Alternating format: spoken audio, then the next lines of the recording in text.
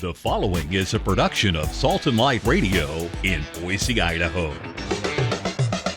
Kick off your work boots and pull up a boulder. It's time for Man Cave, discussing the issues that affect Catholic men in today's culture. Grab your favorite beverage, pick out a comfy spot around the campfire, and enjoy today's conversation with our two favorite cavemen, Pat King and Brian Howe. Hi, this is Pat King with Man Cave, and Travis Wingo is again with me this episode for the Man Cave episode. And today, last week we talked about men's conference, and yes, he's wearing the same shirt. We're recording on the same day. Can't get enough of it. I love it. Yeah. So I'm gonna have to go out and buy me one. I think I can pull off that color. Huh? Retro rifle. Yep. So anyway, Travis is also the leader and started. I think it's unique for the United States. Yes. He started. So he's a young man with a young family, and I'm an old man. But one of the things when I was younger was I thought all the nights were a bunch of old guys that sit around, drank beer, and played cards. And at that time, my parish, that's pretty much what they did. Right. And then I would see them with their regalia doing, Christmas Eve midnight mass and Easter Sunday and all that stuff. They would do those things, the pageantry, but they were all old guys, and it didn't relate to me. It didn't say, "Oh, when I turn 18, I want to be one of those guys," because they were like, to me, they were like 105 years old, and I'm 16. Right. But I'm now a Knight of Columbus. Actually, I was gagged and dragged into the Knights of Columbus. Yeah. My former Grand Knight, who's passed away, Darwin Schweitzer, got my name somehow from someone. Said, you ought to be a knight, and I wasn't. And I don't want to be a knight. And so Darwin comes up and says, "Hey, you're going to go to the first degree knights meeting with me tonight." "No, I'm not." He says, "Yes, you are." He said, "No, I don't have time." He says, "Yeah, you do." He says, "I'm out your back door." He literally just said, "You're going." Yeah. And that's how I became a knight. But now I love it. I love the brotherhood. I love the camaraderie. And that came shortly after the first men's conference. So it's like, okay, now I've got this brotherhood now outside. We're the servants of the parish. We're the warriors at the door. Right. When we had recent threats of possible attacks on our parish, some of our brother knights did 2-hour watches over the night after Roe Wade versus Roe v. Wade came out and they repealed it. So we kind of watched our parish to make sure that it wasn't going to get vandalized, and that's what the knights do. They're the servants of the parish. But the one thing, and I'm so proud of what you've accomplished and what you've done, was how do you take your time away from your family again for another thing like the Knights of Columbus, and Knights of Columbus do a little bit more than just it. Usually it's a couple, 3 meetings a month, but then there's some volunteer hours. We go clean someone's yard up, we paint someone's house, we do Lenten fish fries. There's a little more time involved. I'm a cook. I cook for the Lenten fries, and I do a lot of that stuff. So I probably put in 15 hours a month on average of extra duties. That's taking more time away from your family. So he came up with an idea that I think is brilliant, and I think there's talk of others trying to do similar things in parishes and dioceses across the United States. You started a family nights. Correct. So what's different about family night versus the old standard guard Knights of Columbus? Yeah, so it was a morph with it morphed into what it is now due to the seasons in life that we all have. So in my single life, I was running a men's group down at BSU. And you were single at one time? A long time, actually. Longer than I should have been. But anyways, that being a single guy was great. Having men's group was awesome. But then I found myself as a married man with kids yearning for more. I liked the men's group, and I thought that was good. I was pouring a lot of time and energy into that.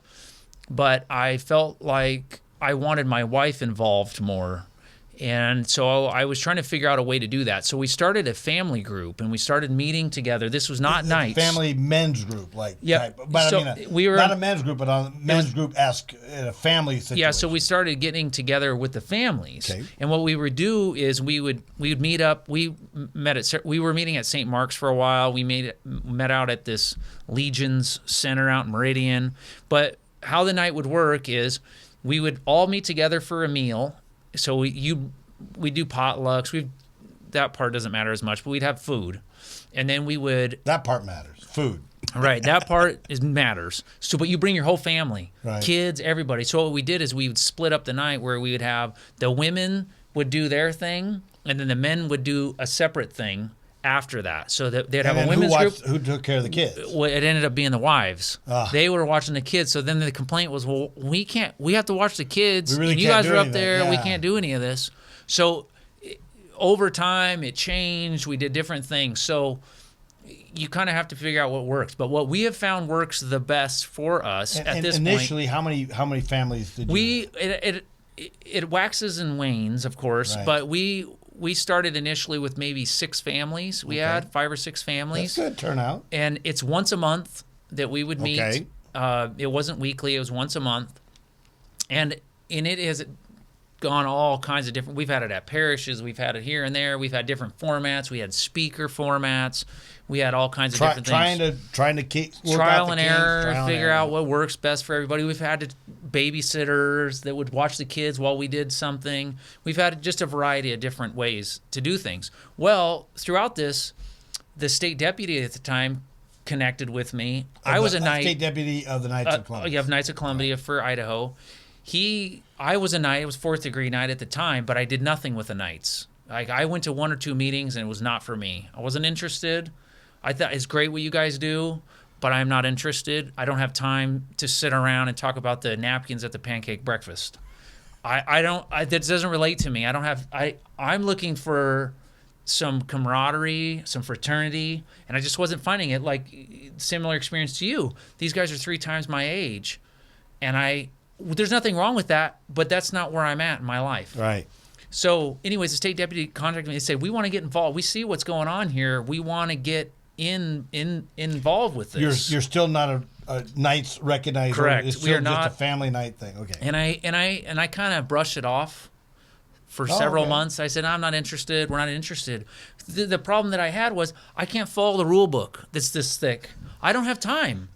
I don't have time to fill out all these forms. I don't have time to go to these meetings and do these things online and fill this thing out and follow this. Business. I don't have time for that. Yeah. I have too much going on. I was running the men's conference at the time. We're doing this family night group. I work full time. I have a daughter that has special needs. We got a lot going on. I didn't have time to follow the rule book. So I pushed off. Finally, he said, well, listen, what if we give you some freedom? And we'll help you. That's where Corey Newell came in. And they said, listen, we'll have somebody do the paperwork stuff for you. You run it how you want to run it. We'll take care of the paperwork. I said, deal. So we actually started our own council, the Blessed Forsadi Council. So we started. How long ago was that? Oh, man. Gosh. Maybe 4 years ago. Okay. I'm not totally sure. I got the plaque hanging up at my house. Oh, really? But we were a rogue group because the problem that I had with being part of St. Mark's Council or St. John's or whatever is I can't deal in those confines. You were limiting the families from those confines. Right. I want to run this how I want to run it. And so they said, well, let's start your own council. So it's one of the first ever councils that is a family-based council that, as far as I know, in the United States, if not the world. Yeah. And our operation is much different than a regular Knights of Columbus council. It is not in competition with other councils, which is challenging at times because now there's 3 councils at St. John's. Ours, the family night, there's the Hispanic one, and then there's the Anglo St. John's Council. So there's 3 councils technically. We have to hang our hat somewhere. So we're not St. John's Council. But your Knights of Columbus is open to any family from any parish. It doesn't matter. We are targeting the young adult family type of group. That's who we're targeting. So we don't have these business meetings regularly. Our meeting is family night. The current setup we have now, first Saturdays of every month, Our Lady's Day, we go to Mass at 5 o'clock, and afterwards we meet up in the parish hall underneath St. John's, and we have a meal together. It's a social event. I have my strike team, which I call my strike team. There's 6 of us in that run. It's the hierarchy that we have, my strike team. We take turns running the night. So it's first Saturday of every month. That's our go-to event that happens all the time. So different members of the strike team or other members of the council will team up, and there's 2 people, and they run the night.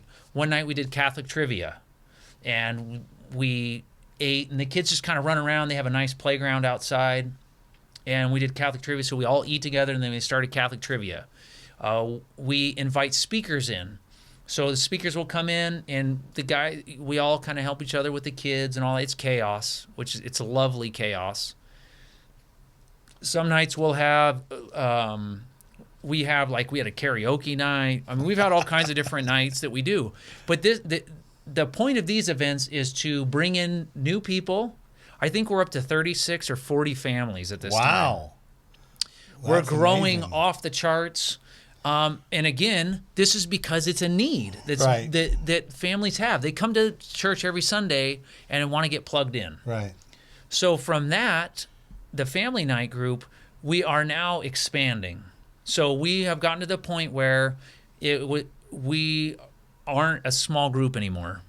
So what we're almost too big to be a group. Yeah, it's getting big enough now that we are looking to duplicate what we do in another parish, like Post Falls, Idaho Falls. We're thinking about branching out there, Grangeville, to duplicate what we are doing now. Whether they start their own council or they are a branch of the current council. Let me ask you. So do you meet any other time, just the once a month, or is there another? Once a month is the standard.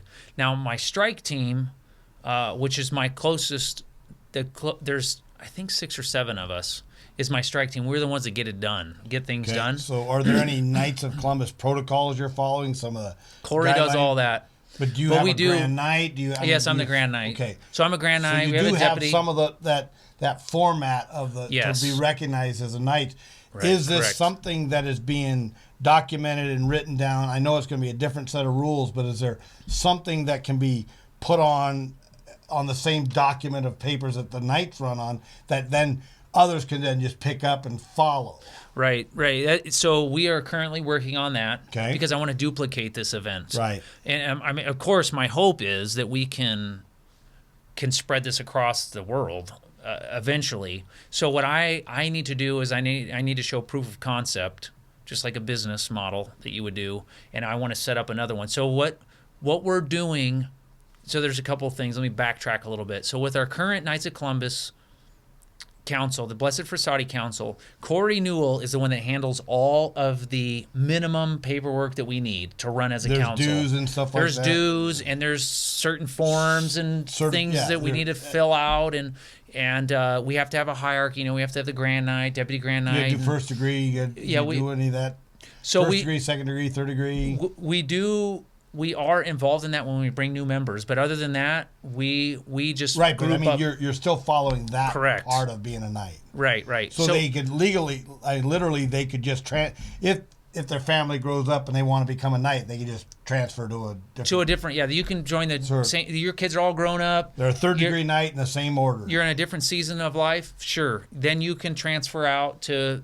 So we're going to fill these other Knights of Columbus groups as we get into seasons of life. That's great. Yeah. Right. So this is not a competition with the current, with St. John's Council or St. Mark's Council. This is not a competition. This is to fill you guys.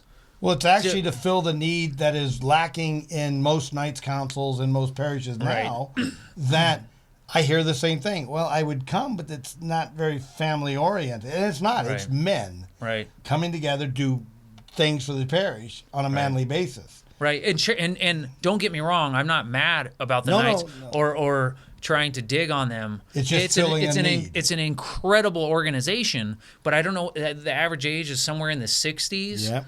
which is fine. Oh, I'm not 60, so that's not my demographic, but I will find my way there.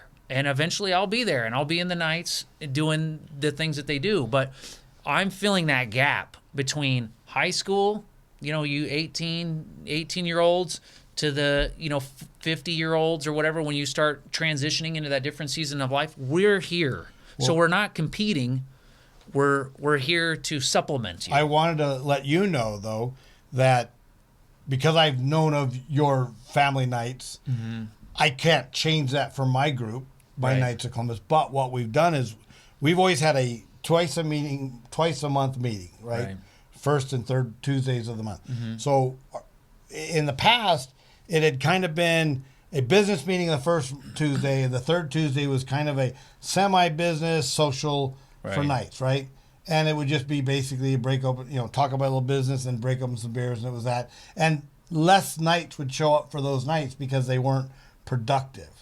So now what we've done with the new Grand Night, I said, look, we need to have, if it's a social, it should be a true social. Right. Where there's nothing in the rules that says that families can't come to a social because it's not a formal business meeting. Right. So what we do is our third Tuesday, we've opened it up as a potluck meal. Right now we're doing a theme where we decide on what theme it's going to be. If it's like last night was Italian night. Yeah. Everybody Italian food. I brought bruschetta and porchetta, and it was great. And the different pasta dishes and all that was fantastic.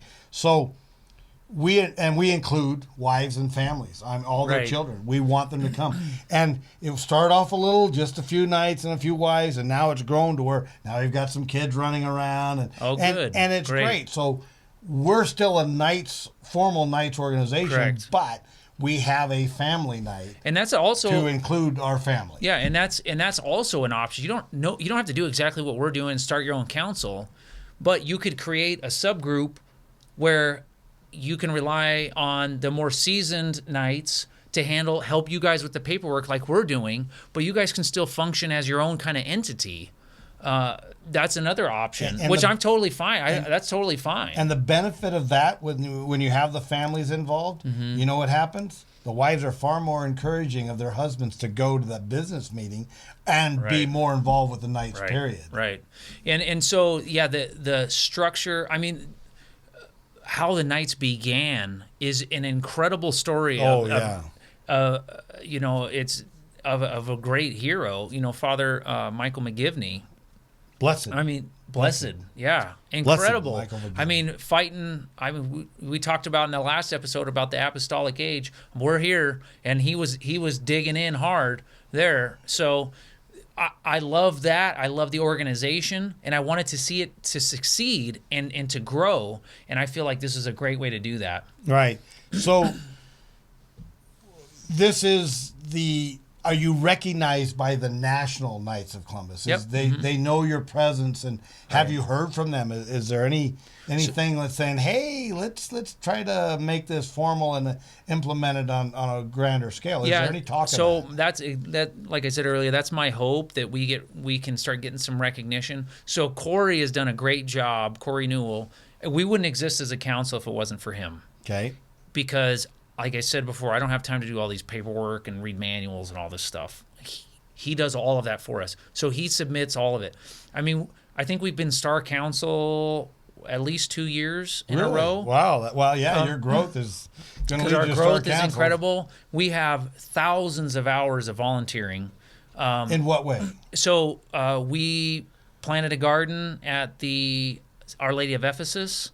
So we dug out a garden, rented some tools and things, and dug out a garden for them. We help each other, all of the other families. So anytime there's a new baby in our council, we set up meal trains. We bring food. If somebody loses their job, we help supplement them, whatever way we can with meals and things.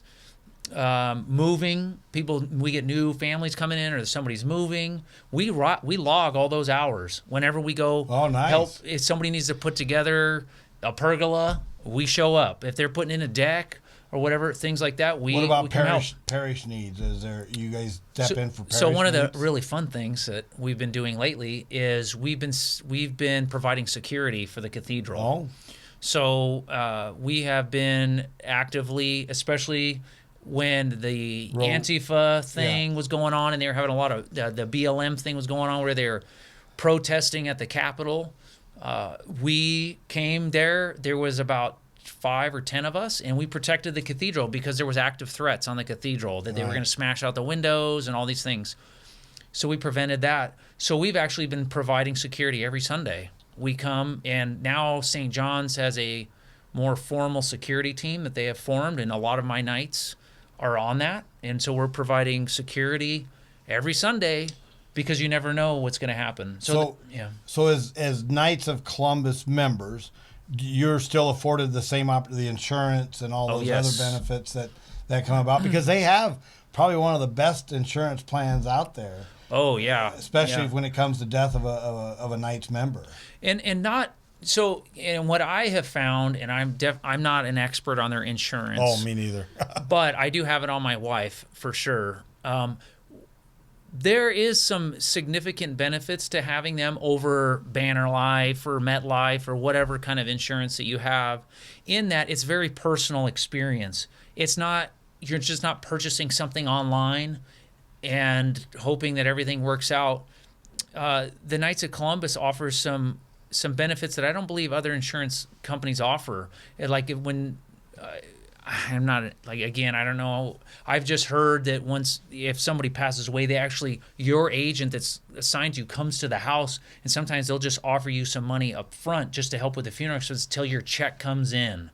There's potlucks, and it's more of a community, not just getting that piece of paper. Like, if I die, I mean, that's great. The money, of course, you need that, but it's the community sense of the insurance, not just. Well, now Knights of Columbus have expanded into investments. Yeah, some annuities and things like and that. Stuff like that. Right. So you can now then, and they have, like I said, they're the nice thing about it is that everything they're going to do is morally correct with the church. Right. Following the teachings of the church. So Trey Shore, who is also in my council, he's our insurance agent. He covers a huge area. Yeah, he abandoned us. Yeah, we snagging him. You guys got him. We got Paul Ford. So he's a guy. He's so a great both guy the territories have grown because of the increase of the Knights and stuff like that. So Trey they split their territories and made it a little easier because Trey was running all over the place. Yeah. So now what I was kind of getting into earlier, we are working on, so small groups are so important, and there's a lot of great ones out there, small groups. So what we're doing now that we've grown so big is a few things that are happening is, so now we're starting a weekly men's group. So we're meeting, we're starting a couple men's groups. So because we want to create that intimacy. So I'm meeting with my strike team, all the men in my strike team. We're meeting every Wednesday night at 7:30 so we can help put the kids to bed, clean up dinner, all that stuff. And it's a 1 hour period. End of story. Because I don't want the wives coming to me, my husband every Wednesday night's there at 11 o'clock at night. I don't want guys to feel obligated to do that. So I say it's in 1 hour. If your wife's fine with you staying longer, fine. But I have heard that in the past. Wives getting upset with me because their husband's gone. So and you're making them do it. Yeah. So it's 1 hour. If they want to stay longer and they work that out with their spouse, that's totally fine. And then we're also setting up women's groups. So yes, the men get to go meet on Wednesday nights, but guess what? The men are also going to watch the kids on Monday nights or Tuesday nights or whatever night it is. So the women can also go and have a women's group. Because I can't provide everything that my wife needs emotionally and spiritually. She needs other women in her life to help her with that. So is this a Knights family affiliated men? Correct. Or is it still open to... So again... It's within the Knights It's within format. our family Knights group. Okay. Now, again, this is going to be a work in progress. Our very first night is tonight, actually, for our formal men's group. Because some of the complaints I've been getting now is we're so big that we're losing some of that intimacy. Okay. So now I have to regroup again and figure out how do we keep that intimacy. So and that's going to be these series of men's groups that are going to be going on. That is the challenge with a group that's very active and very I want to say profitable in the fact that people are coming. And by the way, we probably have the least amount of money in our coffers than any other council. Well, yeah. We are that's one thing. I wasn't talking about I know you funds, weren't, but I just thought I'd add that. Profitable in the recruitment of others Right. because they all have now, we're a family. We have this Right. common relationship right there. So I imagine they're not all from St. John's. No, we do. We get people that come from Nampa once a month, but they'll go to St. Paul's in Nampa regularly. But once a month they come to us. So what's the possibility of maybe breaking those, splitting that off and then duplicating right there at something, at St. Mark's or even Holy Apostles or St. Paul's in Nampa? I mean, is there enough in one coming from one parish that you could say, hey, you guys need to start your own? So at this point, my vision is, as far as here in the valley, I would like to see something start out in Caldwell, because that's a huge area. I mean, they even get people from Jordan Valley and things like that. Trust me, we got a lot of families there. It's loud on Sunday. Right. So I love it though. Caldwell is somewhere that I've considered. Is there anybody coming from Our Lady of the Valley? We do have some people that come all the way out there. Okay. Like I said, I would love to see Pocatello area. I'd love to see them get one going. But the thing is, we're in the process of creating a manual of how to do this. I think that really would help. Because so I'm not ready yet, but yes, that is in the works. You went through a lot of trial and error, and Right. part of my men's ministry and part of men's conference is we've kind of set the minefield. We've gone through it. Right. Follow our footsteps, and it'll save you some time and grief. Right. Because there is a burnout factor and a give up factor when things just can't quite get going and they just give up. So you have done all that fighting hard. So now you need to have a method that'll make it a little easier. They're going to have their own trials, but it'll be a little bit more of a blueprint for them duplicate. Because McDonald's burgers sell McDonald's Big Macs, and they've been doing it for billions and billions of burgers because they make the same thing over and over again. Right. Yeah. So that's that's one of the many things we're working on, is to create a blueprint or a manual that we can hand to a parish in Pocatello, to a key player, a guy that's a doer, not a complainer. Well, not just Pocatello, but Des Moines, Iowa. Yeah, exactly. But again, we got a couple kinks we need to work out before we get things solid. And these are great problems to have. Like I said, we're growing so quickly and so big. Now we have new problems. Like I said, the intimacy part. So that will affect the template that we're going to create. So And that's why I asked you if the national leadership is, they're interested, but are they encouraging you, and are they going to make it easier for other, like our state knights have said, yes, let's do this. Full force. Now you have to look at other states, and are they going to allow that? If you get the blessing of the national knights, then that would almost be like, we can go implement it in any state across the United States. And again, that's the goal. So it's the proof of concept. If we can recreate the same thing that we have here at the Cathedral in Pocatello or Caldwell or Grangeville or Post Falls or whatever it is, and they can see like, wow, we can duplicate this, and these guys are having success, then I think at that point, that's when I say, hey, national, let's get together. Okay. This is what we got cooking in Idaho. And it's extremely successful. We got insurance going. We've got charitable events coming out the wazoo. We got kids, families involved, things growing. That's the vision. And like I said in our previous episode last week, that one of the things that I truly believe, and I lived in the non-denominational church system for a while, and they always had youth groups, and they had young college age groups, and they had young marrieds, or single adults. They had all these different groups, and I will say that the LDS Church does a very good job of keeping their kids involved and leading them on to further their existence into the church, and this is a necessary void that's necessary to fill the void that's been lacking. Right. Because it's one thing to have. I think we have a very good young adult.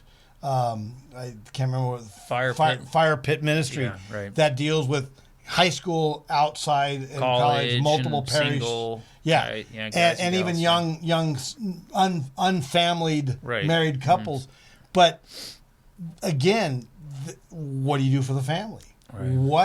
What gets the family, the whole family, which is really the most important part of the domestic aspect of the church, which builds the church up, is the family. Yeah, and I can't stress this enough. The fruit that has come from this family nights has been incredible. Just to see the transformation when you know you're not alone in the culture wars that are going on right now, and just to see the progression of my wife, of how much she has grown through being able to have another mom who's in the same situation, especially COVID. That was the most magical time of our family nights group. I can't tell you how much we cling to each other during COVID. It was incredible. I just wonder how many people would have survived and thrived. I mean, we were thriving during COVID. It's just that stuff is what I like to see. And when we have families come over and our kids are playing together, I'm not worried about what are they talking about, what are they doing over there, what's going on. We're all like-minded. We all want to, live faith-filled lives. We're praying together, rosaries together. And again, the hardships that people deal with. And we're also celebrating things like life. When a new baby comes, it's a celebration. It's not just a immediate family. It's like 50, 60 other people enjoying the same thing. I would venture to say half of our Knights of Columbus group have zero family here. They have escaped whatever communist environment they were in. That are nearby to help them. They have no mom and dad to help them. No, they've moved up here solo. Most of our, not most, but I would venture to say 25 to 50% of the families that we have in our Knights of Columbus Council have no immediate family. No support system at all. Zero. We're it. We're the support system. Other than a phone call. Right. There's no one here. Hey, like when your daughter got sick. Right. I know I saw your post and which you now have abandoned because I went dark on Facebook. He's dark. Yeah. So when I do know that when your daughter you had a lot of support. Huge. I mean, the prayers that I saw in the comments and those, hey, we'll take your kid, or the food that came. Right. I mean, when my son passed away, the one thing about the non-denominational church I was going to is they did the same thing. Food came. I got really fat. Yeah. But I tell you what, I wasn't in no position or mood to cook or do any of that preparation. Yeah. And so it is so heartwarming and welcoming, and it keeps you humble. It keeps you alive. It encourages the charity from you to be to others when their time of need comes. Right. And it really deepens and broadens the scope of the church beyond just going to Mass. Well, and this is what church is here for. Yeah. This is why we exist. And it's the crazy thing is, for the several years, I was just digging and I could not get anybody to help me. I was running everything by myself, trying to get babysitters, trying to get speakers, trying to rent the place out. It was just like pulling teeth. But I'm telling you, persistence paid off, because a lot of these families that are coming here from California, they are not playing games. And it helps when Travis is a pain that, he doesn't mind knocking on doors and and knocking on your door again, thinking he didn't knock on your door yet. Yeah. So I just, like I mentioned, my strike team is just a dynamic, very incredibly spiritual group of guys that are getting it done, and they are stepping up. And as they say, many hands make light work, and you can't do it by yourself forever. And like you said, you initially had a hard time getting in there, but once people buy into the benefits and the system and all that, it's unbelievable probably the help and support you're getting now. Right, and one of the interesting things that happens is taking everyone's suggestions with a grain of salt. If I did everything everybody wanted me to, And that, I think that's part of what the first few years, why I struggled so much, is because I kept listening to what, kept trying to change everything, tweak everything. Yeah.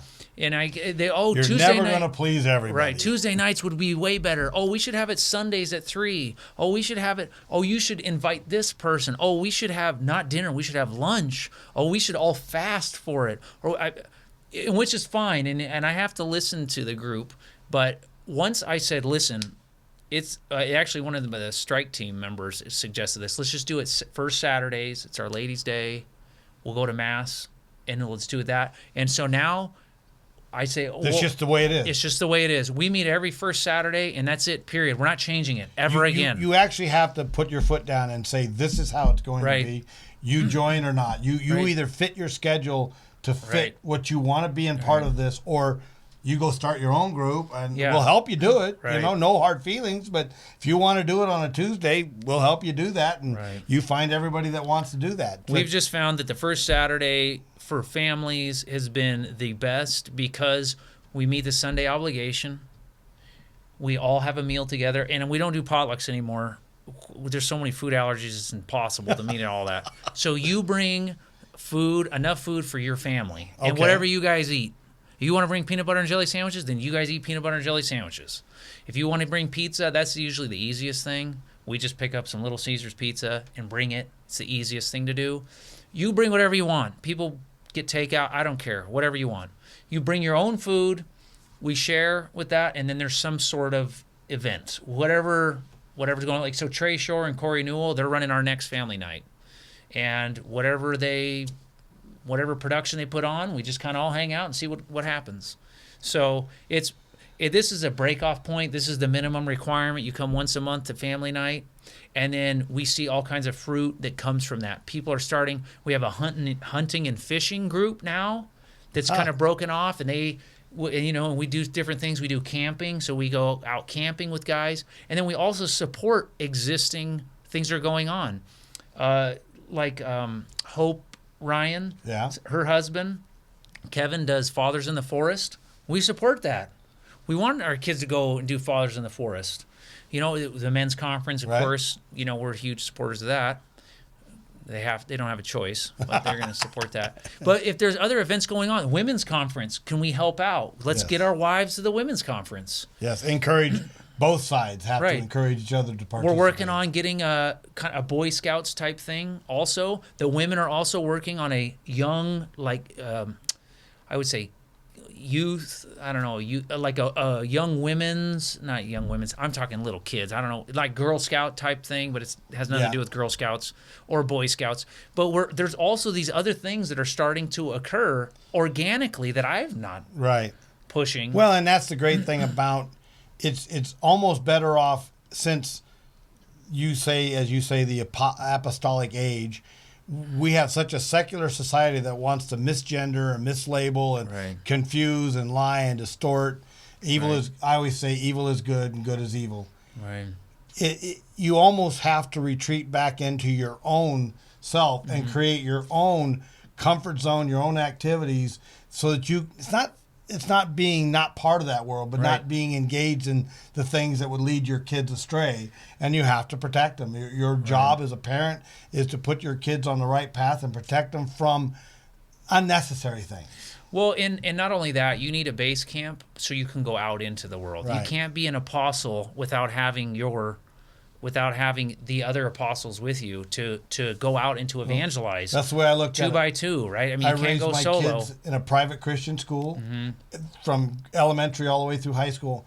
I believe that if I gave them a good, strong basis, good set of principles, some good teaching, some education, that they could face the world, whatever they chose to do, college or whatever, and they wouldn't lose those principles because it had been so grounded in them. It gave them a life that they could look forward to, and that's all you're trying to do is do the same and not thing. only that, my kids are going to grow up with these kids. So if they lifelong friends, yeah, and so they get into high school or they homeschool or whatever, they have a community where I know that these kids are going to be speaking truth into each other, and they're going to continue on. So this is not just, you have to think of this on the bigger picture here, that this is going to create a lifelong community of our kids getting together. We're not doing arranged marriages yet, but when our kids get that old, there might be some of that. But this is a generational thing. We're hoping to see this through, and I love partnering with the Knights, especially here in Idaho. They've been so supportive of what we're doing. Good. And so I really appreciate that. But yeah, that's it in a nutshell. We could talk for 15 episodes about what's going on, but Travis, I appreciate you doing this episode with me. You're a wealth of knowledge and a wealth of passion, and you're on the right track. You're doing those things that I've often said we lack in our parishes and our church. Right. Is that middle ground. We seem to do okay with the women, the Legion of Mary and the Knights of Columbus, and we did good with the young families through religious education, stuff like that. But there's that ground that just that's lacking, and you're helping to fill that void. So as we end all of our episodes with the Man Cave, we'll say the St. Michael's prayer, and I want to thank you. Yeah, thanks for having me on. You bet. Appreciate it. And until next time, this is Pat King with the Man Cave. Saint Michael the Archangel, defend us in battle. Be our protection against the wickedness and snares of the devil. May God rebuke him, we humbly pray. And do thou, O Prince of the heavenly host, by the power of God, cast into hell Satan and all the evil spirits who prowl about the world seeking the ruin of souls. Amen. We hope you've enjoyed this episode of Man Cave, a weekly podcast discussing the issues that affect Catholic men in today's culture. A production of Salt and Light Radio in Boise, Idaho. To learn more about our ministry, please visit our website, saltandlightradio.com.